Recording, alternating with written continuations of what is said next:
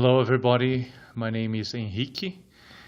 I think Enrique is easier for you to pronounce.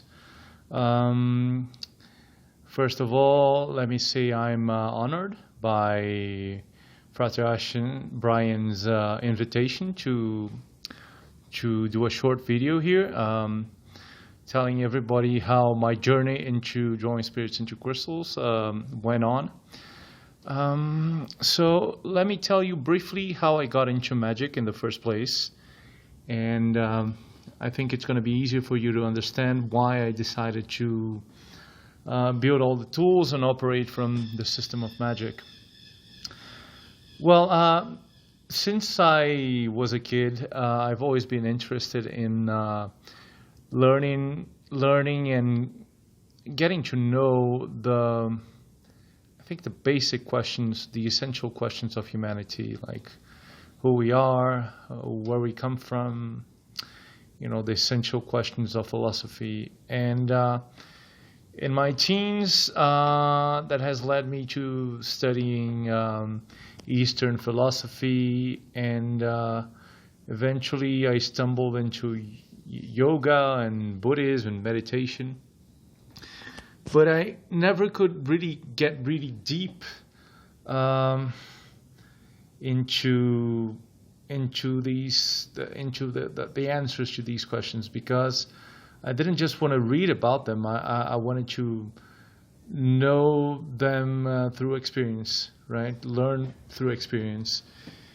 And eventually I learned about psychedelics through a psychologist from the 60s called Timothy Leary.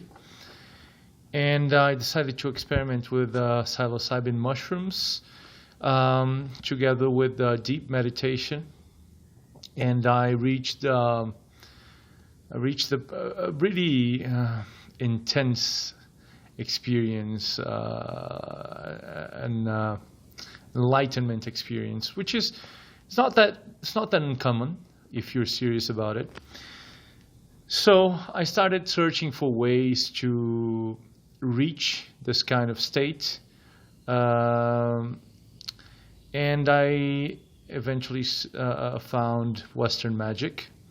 So I started studying the Golden Dawn system through one of the offshoots of the Inner Light, John Fortune's Inner Light. I remember I studied in an institution called Servants of the Light. They basically used the Golden Dawn system. I was there for a couple of years, and I never got nothing out of the Golden Dawn system. I have nothing to show for it. I never reached the mystical state of experience. No material gains, nothing whatsoever. And I could see that my colleagues, people who were studying with me, they didn't have any spiritual experiences. It was just, kind of like the blind leading the blind. So I eventually got really disappointed with magic, and I quit until I found the Grimoires. So I started collecting them and reading them through them, and they sounded legit, they sounded like authentic magic. And I knew these guys, the old school people. They, in the ancient times, they were very pragmatic. They didn't have time for new agey crystal power kind of stuff. So I could see there was an underlying logic behind the systems of the Grimoires, but I could find no one who actually operated from them here in Brazil. So I started, searching in other countries on the internet, and I could find no one. People.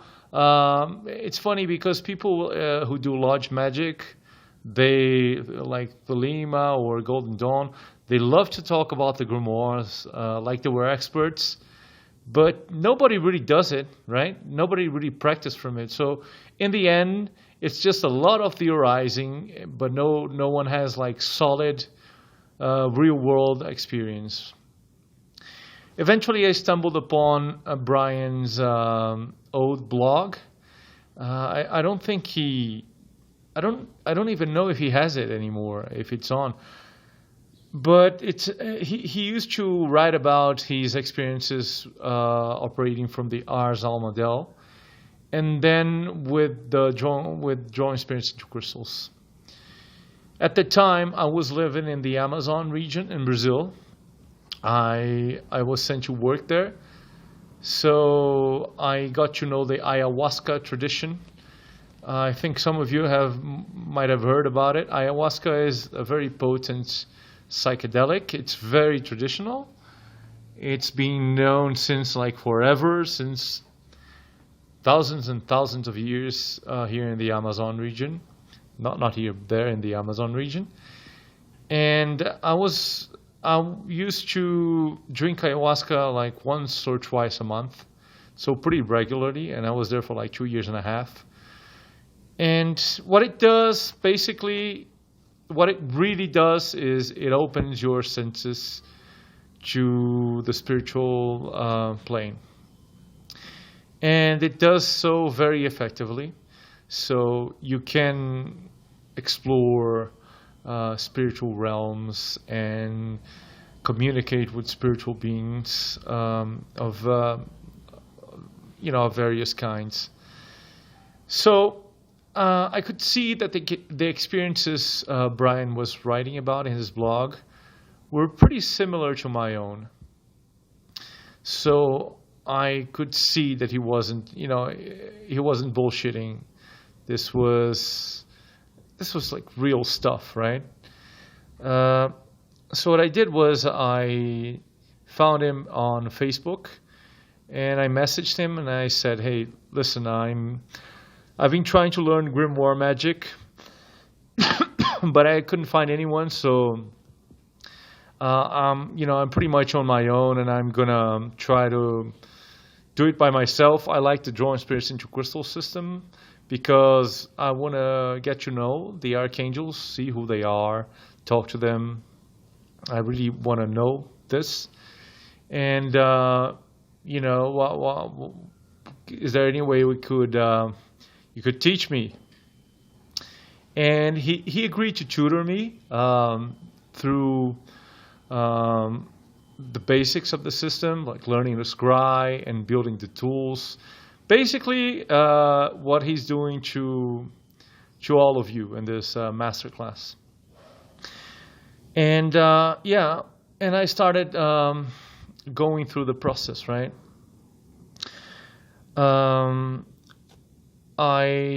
Just so you guys know, here in Brazil, it's pretty hard to obtain the materials required to build the tools. I had to import a plank of ebony wood. I had to find ways to get my incense, because most of the plants for traditional incenses, they aren't grown here in Brazil. So I had to import my incense. I had the recipes made according to Sefer Haziel. All right, so I spent about $3,500 at the time.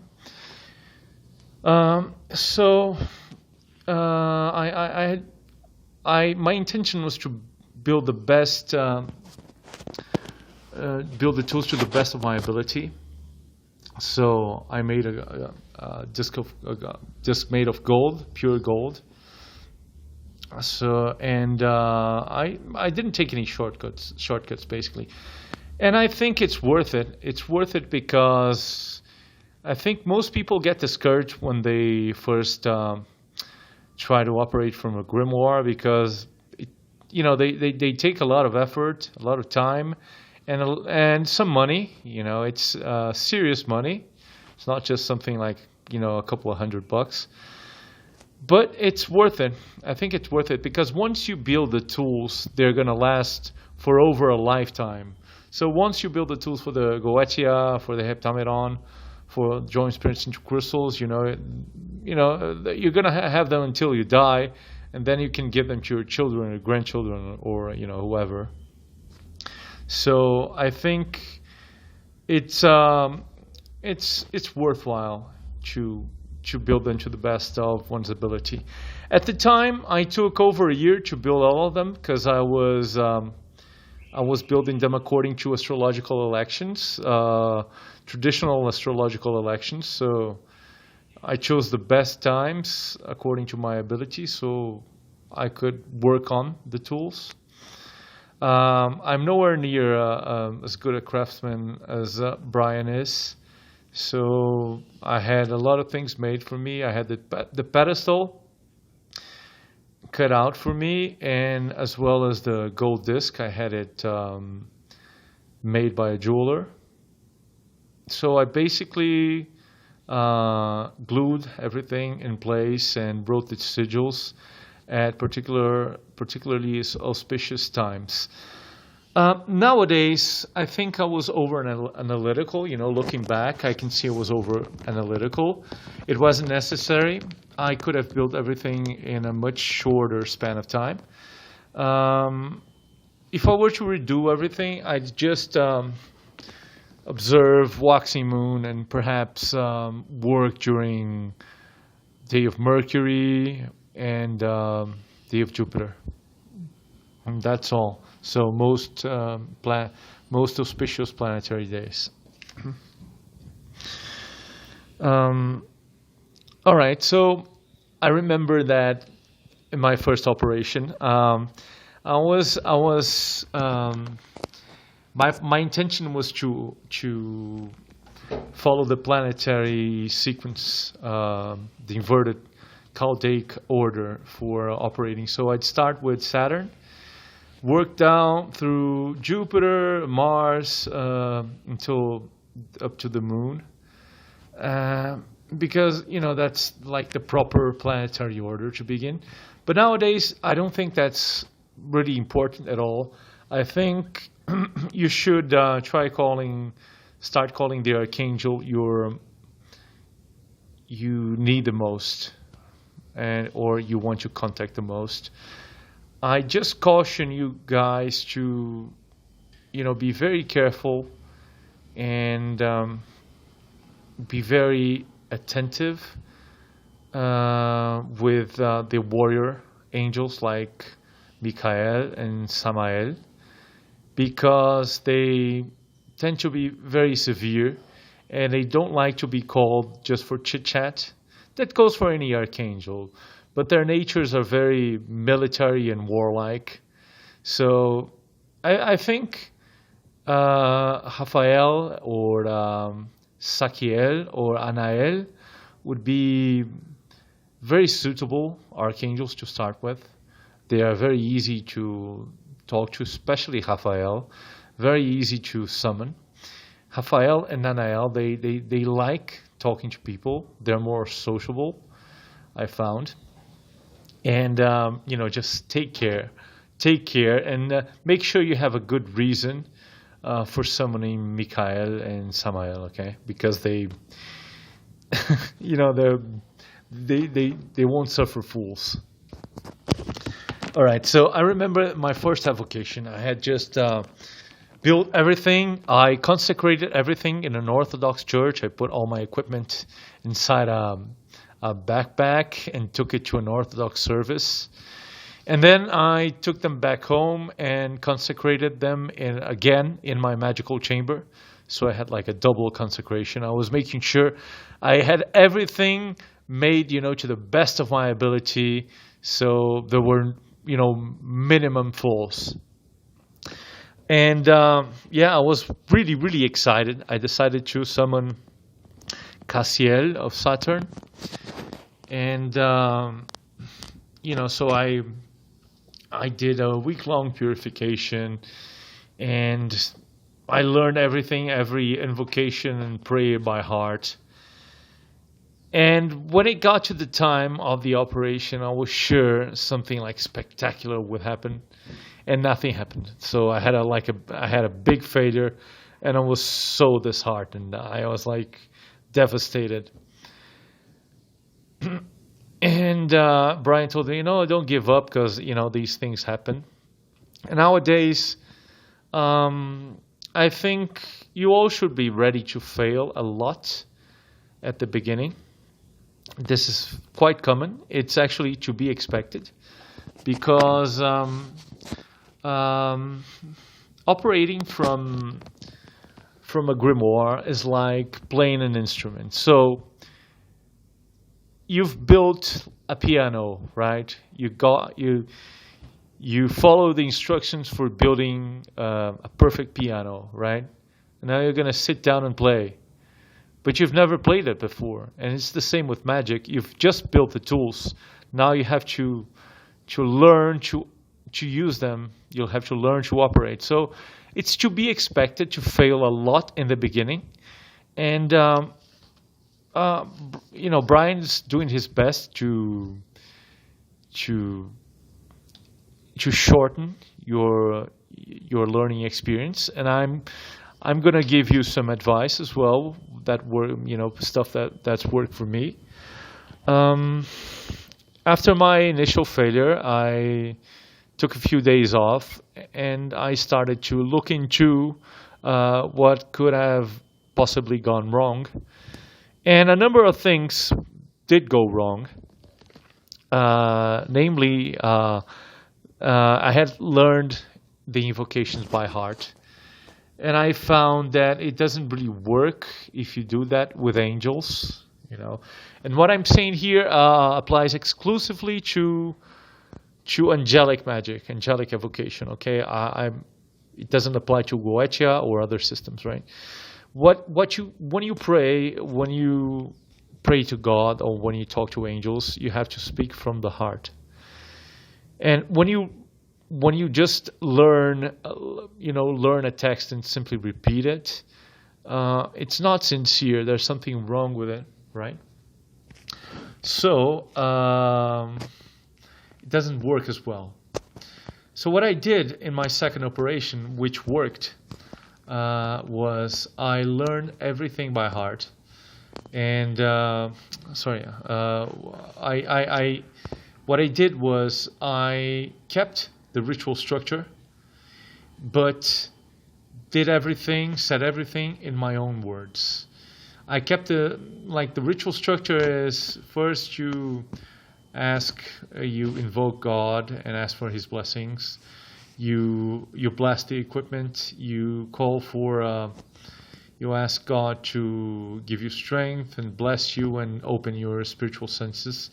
And then you invoke the archangel, right? So I kept the ritual structure and I kept the divine names. But I did everything in my own words, from the heart. Another issue that I tackled was my lack of spiritual sight.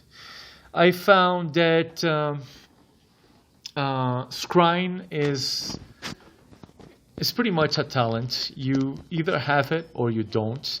Some people will say that you can develop it, and I'm not so sure about that. But, never worked for me because I used to practice almost every day for an hour for like a year, and I never really got good at it. But having said that, there's a way to overcome this barrier, which I think most of you will have. Traditionally, magic that required scrying was performed by two people. One of them was the operator, the magician proper. The other was the scryer, which was either someone who was a natural born clairvoyant, or a small child of 8 to 10 years of age, because children, they have a stronger affinity to the spiritual plane, so they can see spirits much easier than adults. And, obviously Brian has a talent that runs in the family, so most of us, we can't count on that. Luckily I did know that psychedelics can be used to open spiritual senses, especially spiritual sight. And they do it very, very effectively and very, very safely, as long as you have no psychiatric issues. Now, I know many of you guys may have legal issues in the country. While I looked into ayahuasca in the United States, there's a Brazilian institution that's very serious and operates in the United States, called UDV, which stands for Union of the Plants in Portuguese. And they have centers in the United States where you can legally drink ayahuasca. So for the most adventurous of you guys, I'd recommend you talk to them, right? Check into it, and it's a way for you to actually see spiritual things, have access to spiritual beings and spiritual realms of existence. So yeah, for those who are not natural-born scryers, psychedelics are a possibility. Please check into legal issues before you use it. Okay. So yeah, in my second ritual, after my initial failure, I took psychedelics and I spoke the invocations from the heart, and it worked perfectly. Now, nowadays, what I do when I do a ritual is I'm not nowhere near as gifted as Brian is, so I have to undergo a more rigid procedure, I'd say. So what I do is, first of all, you will find out through experience that angels, especially archangels, they are a kind of spiritual nobility, right? So when you evoke an archangel, you really are. It's like you're inviting a prince to your house, right? So you have to clean and organize the whole house, right? Especially the magical chamber, of course. But you have to clean the whole house, right? Have everything in order, everything tidy and clean. And you also have to clean yourself up, which means undergo purification.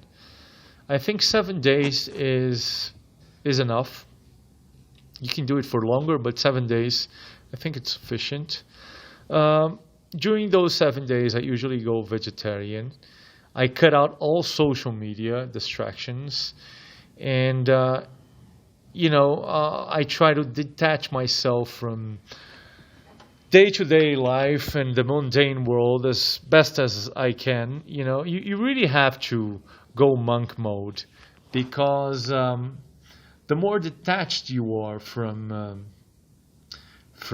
worldly things and preoccupations and activities and earning money and paying bills and solving problems and family issues and girlfriend or wife or husband, the more you are detached from these things and attuned to God and praying and spirituality, the more the readier you will be when it comes to the ritual. So you can see it's not an easy thing to do. It takes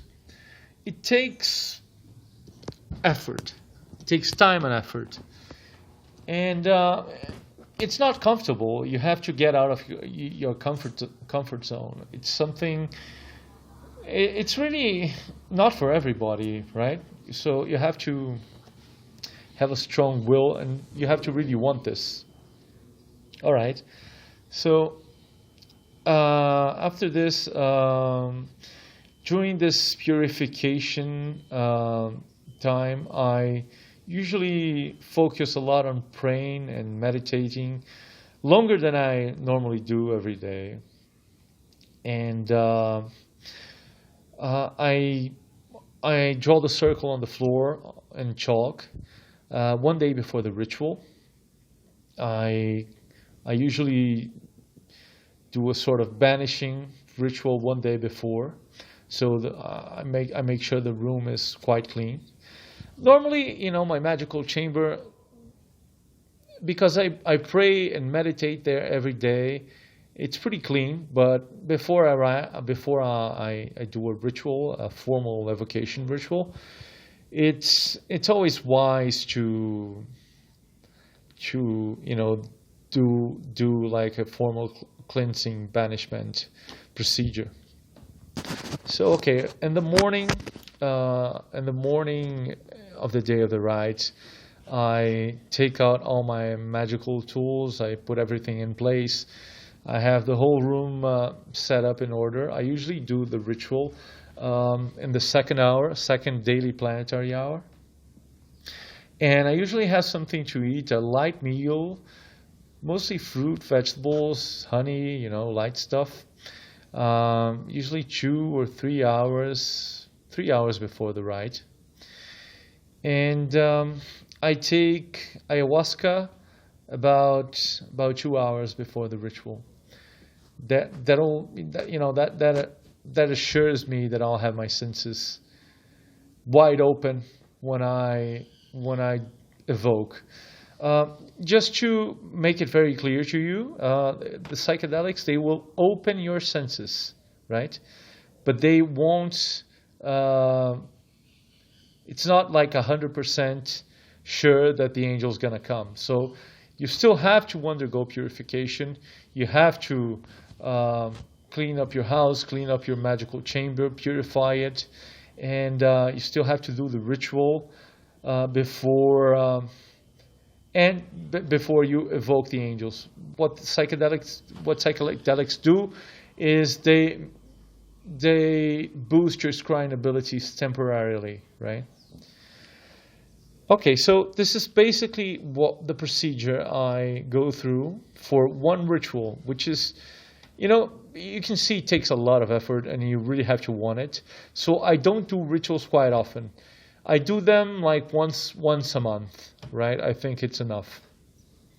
Like I said, I'm not as talented as Brian, so I really have to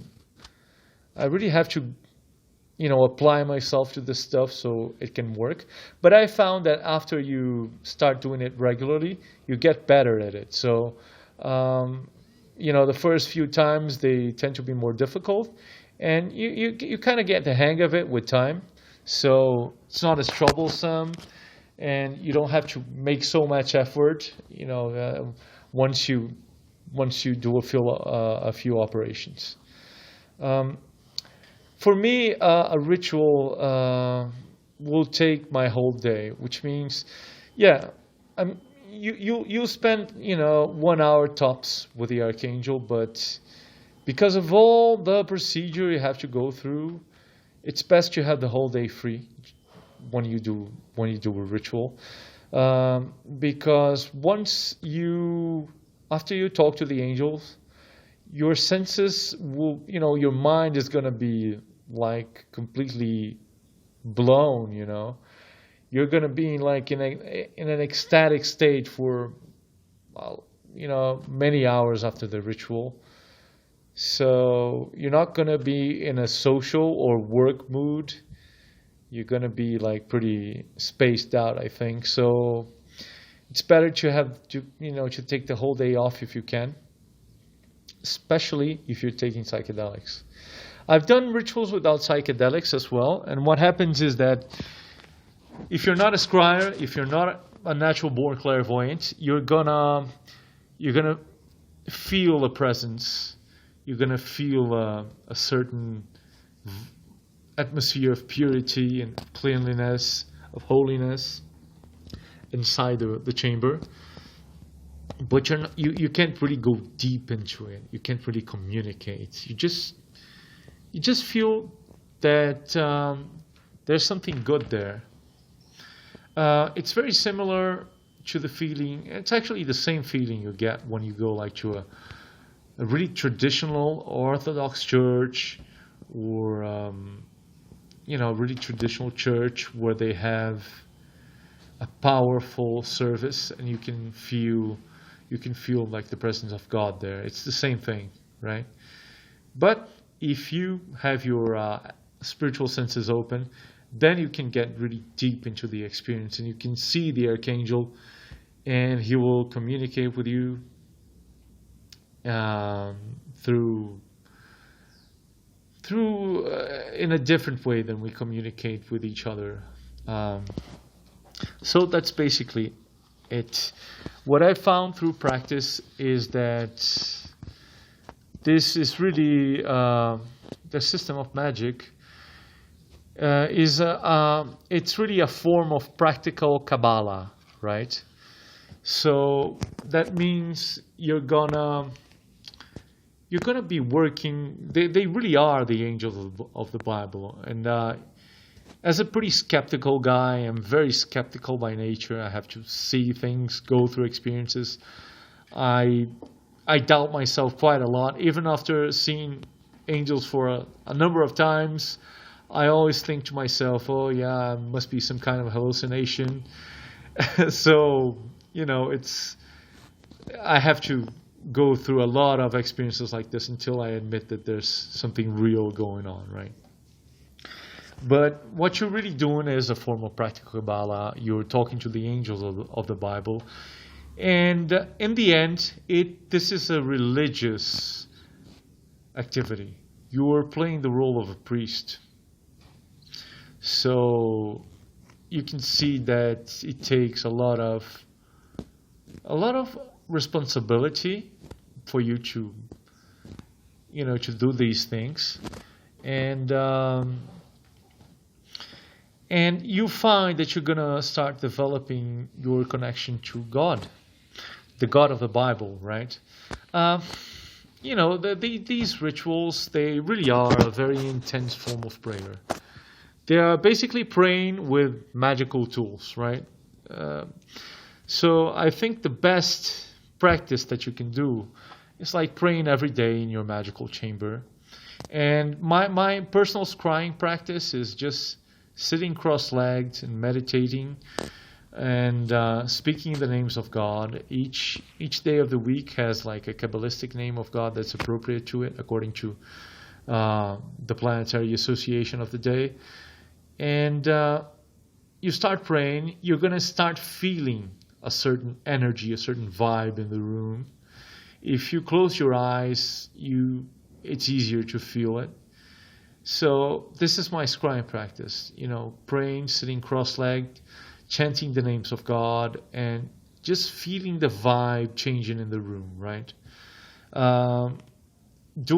Operating from drawing spirits into crystals is really, it's just like that, but using tools, right? All right. What else can I say? You're going to find that you're going to start developing your personal, intimate connection to God. Once you start with the system, and this is the God of the Bible, Adonai, who's the creator of the universe. So in the end, it's a religious activity. It's funny because we tend to think we're very logical and rational and analytical, and that religion is for like the masses, right? But this is just since this is practical Kabbalah, this is a deeper understanding of Jewish and the Christian religions. So what you'll be doing is, even if you're not a Christian or you don't like the Jewish Christian tradition, you're gonna find that after a few experiences, you're gonna feel that you're gonna start changing. So let me see if I have something else that's worthwhile to say. Well, some advice that I think would be useful to you guys is, first of all, make sure that this magic, the foundational piece of this magic, the foundation of this magic, is your wish to know know God and knowing Him, that you can love Him, that you can follow His commands, just like just like a child follows his father's commands. I realize I sound like a priest, but this is basically what it boils down to. You're gonna be learning about divine things from practical experience, right? And just make sure that you speak from the heart. The best practice is to pray and meditate every day. I think learning Hebrew would be very, very, very useful, because practical Kabbalah, of which magic is a form of practice, is really founded on the Hebrew language, and the divine names are all in Hebrew. When you do ritual, when you start chanting and invoking the angel names, you're going to realize that the Hebrew language, the sounds, they ring very true with the nature of each archangel. So you can see, you're going to actually feel it's a sacred language. So if you learn it, it's like you don't have to know Hebrew for the rituals to work. You just have to say the words. But if you know Hebrew, if you know some Hebrew, it's like everything clicks, It's everything fits together better. This is what I have to say. I hope all you guys succeed. I think I'm an optimist, because like I told you, I'm not particularly talented for this.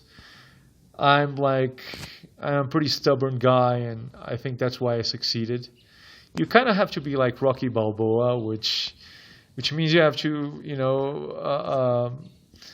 persist. You have to get knocked out and get back up and get used to this, right? And if you have the kind of frame of mind that you're going to succeed, whatever it takes, then it's not going to be so hard, okay? But just be prepared to work a lot, and to, don't be disappointed, and don't lose heart because you're going to fail at the beginning, because I think pretty much everybody can do this, okay? You just have to overcome a few obstacles, okay? So I wish you guys the best of luck. If anybody wants to talk to me on Facebook, it'd be a pleasure to know you guys. I'm still looking for a scryer. If anyone wants a scryer, it's a shame I live so far away, because once you guys start operating, you're gonna want a scryer, because when you have someone doing that, playing that role, it gets so much easier to do magic. It gets so much easier. But I found, here in Brazil, you have a lot of lodge magicians, a lot of Golden Dawn system magicians. But once you start trying to find a scryer, it's like people are scared. Oh no, you do grimoire magic? Man, that's too hardcore, man. That's too hardcore. Because, everybody likes to talk about it, but no one wants to, buy a line in alb, consecrate everything, and go to church and undergo like a week of purification before a ritual. Nobody wants to do that because it takes a lot of work. But I think you guys are putting your money into this. You've paid for this class, and so that shows seriousness. That shows that you guys really want it. Okay, so I wish you guys the best of luck. If anyone wants to be friends on Facebook, just feel free to send me an invitation.